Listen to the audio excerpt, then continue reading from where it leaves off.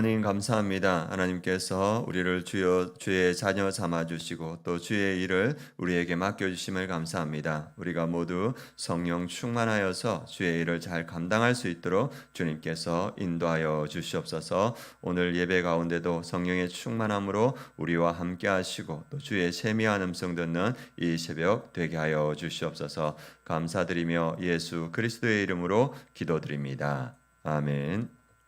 오늘 하나님 말씀 사도행전 9장 말씀 함께 보도록 하겠습니다. 사도행전 9장 조금 여기 본문에 조금 잘려져 있는데 1절부터 15절까지 한꺼번에 보도록 하겠습니다. 사도행전 9장 1절에서 15절 말씀. 제가 가지고 있는 성경은 신약성경 201페이지입니다. 9장 1절부터 15절 함께 봉독하겠습니다.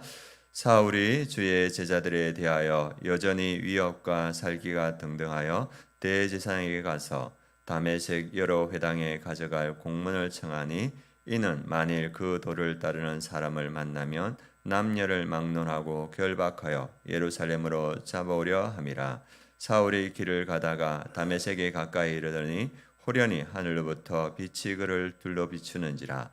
땅에 엎드러져 들음에 소리가 있어 이르시되 사울아 사울아 내가 어찌하여 나를 박해하느냐 하시거늘 대답하되 주여 누구시니이까 이르시되 나는 내가 박해하는 예수라. 너는 일어나 시내로 들어가라. 내가 행할 것을 내게 이를 자가 있느니라 하시니 같이 가던 사람들은 소리만 듣고 아무도 보지 못하여 말을 못하고 서 있더라. 사울이 땅에서 일어나 눈을 떴으나 아무것도 보지 못하고 사람의 손에 끌려 다메섹으로 들어가서 사흘 동안 보지 못하고 먹지도 마시지도 아니하니라. 그때 다메섹에 아나니아라는 제자가 있더니 주께서 환상 중에 불러 이르시되 아나니아야 하시거늘 대답하되 주여 내가 여기 있나이다 하니 주께서 이르시되 일어나 집가라 하는 거리로 가서 유다의 집에서 다소 사람 사울이라는 사람을 찾으라. 그가 기도하는 중이니라. 그가 아나니아라 하는 사람이 들어와서 자기에게 안수하여 다시 보게 하는 것을 보았느니라 하시거늘 아나니아가 대답하되 주여 이 사람에 대하여 내가 여러 사람에게 듣사온즉 그가 예루살렘에서 주의 성도에게 적지 않은 해를 끼쳤다 하더니 여기서도 주의 이름을 부르는 모든 사람을 결박한 고난을 대제사장에게서 받았나이다 하거늘 주께서 이르시되 가라. 이 사람은 내 이름을 이방인과 임금들과 이스라엘 자손들에게 전하기 위하여 택한 나의 그릇이라. 아멘. 오늘 말씀 제목은 주님은 우리를 주님의 주권적인 은혜로 부르셨다. 주님이 쓰시는 그릇으로 택하여 주시는 은혜에 감사하며 기쁘게 쓰임받는 성도가 되자, 이 말씀입니다. 오늘 말씀 제목 주님은 우리를 주님의 주권적인 은혜로 부르셨다. 주님이 쓰시는 그릇으로 택하여 주신 은혜에 감사하며 기쁘게 쓰임받는 성도가 되자, 이 말씀입니다. 오늘은 바울이 변하여서 사울이 변하여서 바울이 되는 그런 모습들을 보여주고 있습니다. 오늘 나오는 사울이 지금 1절에 보면 사울의 주의 제자들에 대하여 여전히 위협과 살기가 등등하여 대제사장에 가서 이렇게 시작합니다. 여기 보면 주의 제자들 기독교인들을 그들이 잡아서 이제 넘기려고 가는데 그의 지금 상태가 어떠냐면 위협과 살기가 등등하답니다. 위협과 살기가 등등하다는 것은 살인의 기운을 내뿜고 있다는 겁니다. 자기 안에 분노가 가득했고 그들을 잡아서 그들을 죽이고자 하는 그런 마음이 가득했다, 이렇게 나와 있습니다. 그래서 왜 이렇게 살기가 등등했냐? 바울이 그걸 보면 바울은 모세의 율법과 선지자의 정통을 지키는데 목숨을 걸었던 사람입니다. 그래서 기독교가 유대교를 파견하고 성전을 무너뜨리며 율법을 무가치하게 만든다고 오해했습니다. 그래서 기독교를 유대교를 무너뜨리는 이단으로 간주했습니다. 그리고 또 이 유대인들은 메시아가 와서 정치적 군사적 해방자로서 그 로마의 압제로부터 해방시켜 줄 거라고 굳게 믿었습니다. 다윗과 같은 메시아를 기대했습니다. 그런데 이 기독교인은 십자가에 달려 죽으신 예수가 메시아라는 겁니다. 그러니까 메시아 사상이 전혀 다르기 때문에 이 이 기독교인들은 하나님을 모독하고 신성을 모독한다 이렇게 생각했습니다. 그래서 그가 민족의 신앙을 보존해야 되겠다. 이들은 다 없애버리겠다 이렇게 생각했습니다. 그래서 그가 기독교인들을 이제 없애려고 생각했는데 이 기독교인들이 예루살렘에서뿐만 아니라 점점 확장되면서 유대와 사마리아와 다메섹에까지 기독교인들이 확장되는 하니까 이걸 근본적으로 차단해야 된다. 그래서 큰 도시 다메섹의 그 기독교인들을 잡아들이면 기독교의 확산을 막을 수 있을 것이다. 그래서 자기 나름대로의 계산을 가지고 그가 이제 대제사장에 가서 공식적인 문헌을 받아서 자격을 받아서 다메섹으로 가고 있습니다. 살기를 내뿜으면서 자기의 민족적 종교를 지켜야 된다는 사명감으로 가고 있었는데 그 다메섹으로 가는 그 길에서 누구를 만나면 예수 그리스도를 만납니다. 예수님께서 사울아 사울아 내가 어찌하여 나를 핍박하느냐 이렇게 하니까 사울이 누구시니까 물어보니까 나는 내가 핍박하는 예수다 이렇게. 이 사울은 기독교인들을 잡아들이고 그들을 핍박했는데 예수님이 뭐냐면 네가 나를 핍박하고 있다. 예수님은 뭘 생각합니까? 우리 교회가 예수라고 이렇게 예수님이라고 말씀하시는 겁니다. 그래서 그가 눈이 보이지 않고 그리고 이제 다메섹으로 들어가는데 그가 자신의 삶을 회개하면서 3일 동안 마시지도 않고 먹지도 않고 그들의 삶을 회개하는 3일간의 시간을 보냅니다. 그리고 그가 사울에서 바울로 핍박자에서 전도자로 이렇게 변화되는 모습을 봅니다. 그래서 저는 말씀을 준비하면서 왜 하필이면 하나님은 이 사울을 선택했을까? 가장 기독교의 적대감을 가장 많이 기독교와 가장 멀리 있는 이 사울을 선택했을까? 어쩌면 하나님께서 12제자 중에 한 명을 선택해서 그에게 가라에서 이방인 선교를 열어갈 수도 있었을 겁니다. 어쩌면 그게 성경에서 더 자연스러울 겁니다. 베드로 같은 그러한 사람을 선택해서 이방 선교에 보내면 누가 뭐라고 하겠습니까? 그런데 하나님은 기독교의 대척점에 가장 끝에 있었던 사울을 선택합니다. 왜 하필이면 하나님은 사울을 선택했을까? 그래서 제가 이 말씀을 봤을 때 그 바울이 고백할 때 뭐라냐면 하나님이 나를 은혜로 부르셨다. 그래서 자기의 어떠함이 아니라 인간의 자격 때문에 아니라 오직 하나님의 줄대 주권적인 은혜로 자기를 부르셨다. 이렇게 고백하고 있습니다. 두 번째는 하나님께서 이 사울을 부르시면서 무엇을 나타내냐면 이 복음의 능력, 이 사람을 변화시키는 복음의 능력을 이 만천하에 보여주셨습니다. 사울도 자기가 기독교의 대적자라는 걸 알고 아나니아도 지금 다메섹에 멀리 있는데 그가 우리를 핍박하나이다. 나 그 사람 만날 수 없습니다. 그 사람이 대제사장에게서 공문을 받고 오는 우리의 대적자고 그를 만나면 우리의 생명이 위험합니다. 이걸 모든 천하 사람들이 다 알고 있는 거예요. 그런데 예수님께서 그를 택하여서 복음으로 변화시킴으로써 하나님의 복음의 능력이 어떠함인가를 만천하에 보여주는 모습을 우리가 보일 수 있습니다. 그리고 또 하나님께서 그 사울을 부르신 이유가 15절에 있습니다. 15절 한번 읽어보겠습니다.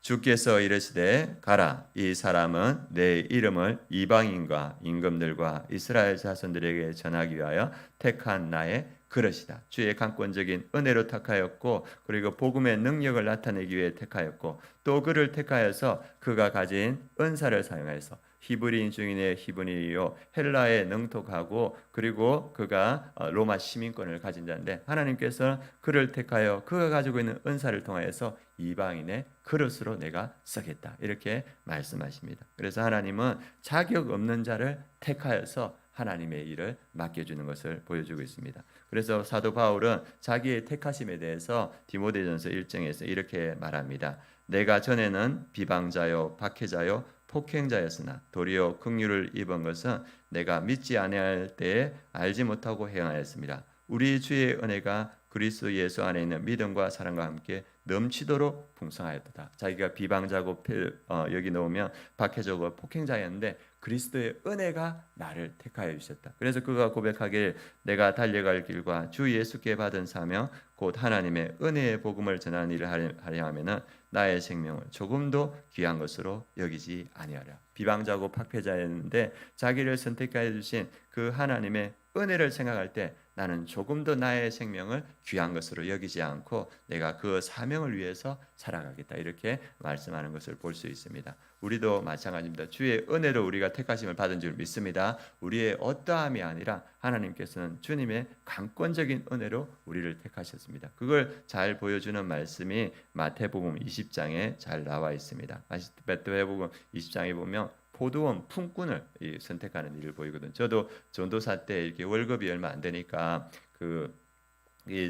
돈이 필요하니까 일용직에 나가봤습니다. 일용직 나가보니까 많은 사람들이 있더라고. 많은 사람이 있는데 그 중에서 이제 일을 가야 되는데 그 일용직 사람 중에서 일을 못 가는 사람이 있는 거예요. 왜 못 가냐면 이 선택을 못 받으니까. 와서 이제 일 시킬 사람이 차를 가지고 와서 여러 명이 이제 일용직들이 있으면 어떻게 하냐면 당신 일 잘하는 사람들 이렇게 뽑아가고. 그리고 또 이제 주문이 들어오면 그 일용직 회사 그 사장이 딱 보고 일 잘하는 사람 이렇게가 당신 해가지고 보내거든요. 못 뽑히면 어떡합니까? 나갔는데 새벽 5시에 나갔는데 일 없이 그냥 앉아 있다가 집에 돌아가야 되는 거예요. 일용직이 하루 벌어서 하루 먹고 사는데 그래서 저도 마음속에 전도사였는데 조마조마했습니다. 나가 뽑혀가야 되는데 제가 주님을 믿어야 되는데 저 소장 그 손길을 보고 또 와서 이렇게 뽑아갈 사람을 보고 그걸 보는 거예요. 선택받아지면 그냥 공치는 날이니까. 마찬가지로 주님도 우리의 어떠함을 보지 않고 강권적인 은혜로 우리를 선택해 주셨습니다. 그게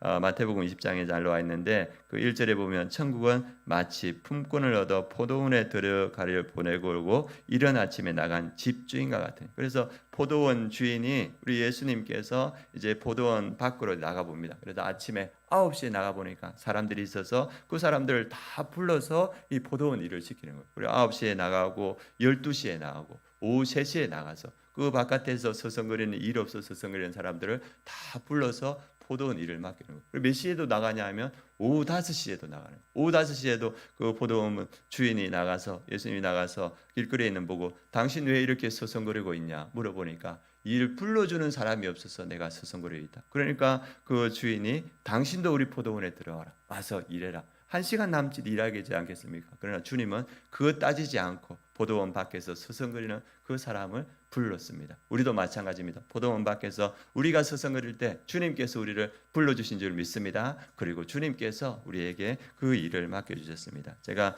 어느 교회에 보니까 주님께서 자기를 포도원으로 불러주셨던 그 간증을 하는 걸 들었습니다. 보니까 20대 여자분이 나와서 어린 시절 유흥 없이는 살 수 없었는데 이제 예수님이 나를 부르셔서 이제는 나는 예수님 없이 살 수 없게 되었습니다. 유흥 업소에 다니면서 그 유흥을 즐기던 그를 예수님께서 불러주시고 포도원으로 불러주셔서 주님의 일을 맡겼다. 나 이제 예수님 없으면 못 살겠다. 이렇게 말하고 또 한 분은 회사 부도와 빚 보증으로 인해 신용불량자가 되었습니다. 그리고 지체장애자가 되어서 삶의 희망을 잃고 자살 충동에 시달렸습니다.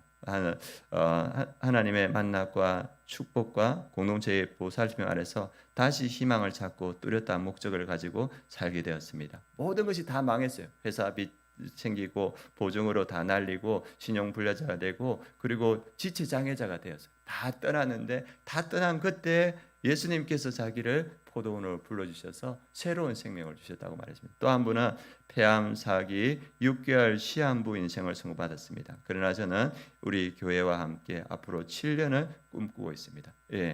주님이 누굴 불렀습니까? 폐암 4기 6개월 시한부 인생도 주님께서 그 포도원으로 부르셔서 주님의 일을 맡기는 걸 봅니다. 그리고 맨 마지막에 나왔던 분이 이렇게 고백했습니다.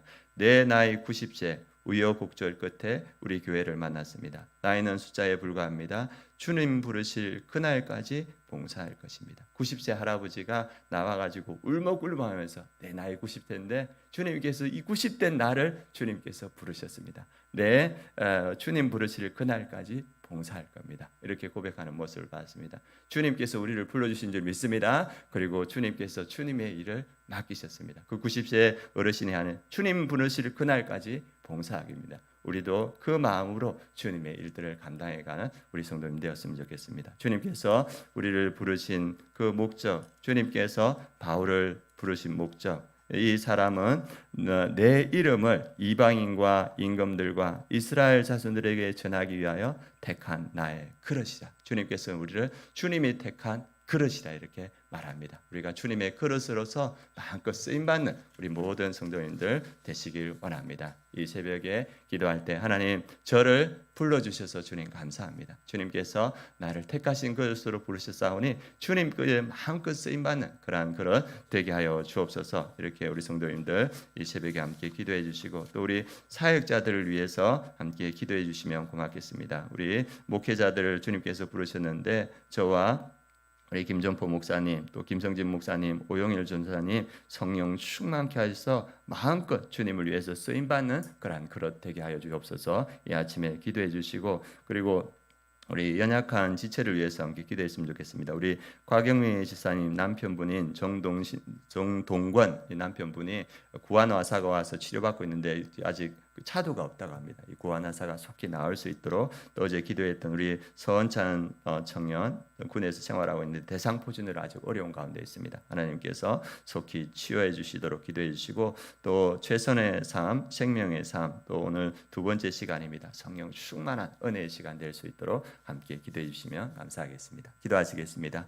하나님 감사합니다. 우리가 포도원 밖에서 서성거리고 있을 그때 주님께서 우리에게 찾아와 우리를 불러주시고 우리에게 주님의 일 맡겨주심을 믿습니다. 하나님 그 은혜에 감사하여 우리가 마음껏 주님께 쓰임받는 그러한 귀한 삶 될 수 있도록 주님께서 역사하여 주시옵소서. 또 우리 성도님들 오늘 각자의 기도의 제목을 들고 주님 앞에 나아갑니다. 주님께서 우리 한 사람 한 사람 만나주시고 은혜 더하여 주시옵소서. 지금은 우리 주 예수 그리스도의 은혜와 하나님의 그 크신 사랑과 성령의 내주 충만하심이 주의 부르심을 받고 그 부르심에 감사하여 주님께서 맡겨주신 일을 기쁨으로 감당해가는 우리 아름다운 교회 모든 성도님들 머리 위에 그 가정 위에 이 민족 위에 열방의 선교지 위에 지금부터 영원까지 함께 하시기를 축원하옵나이다. 아멘.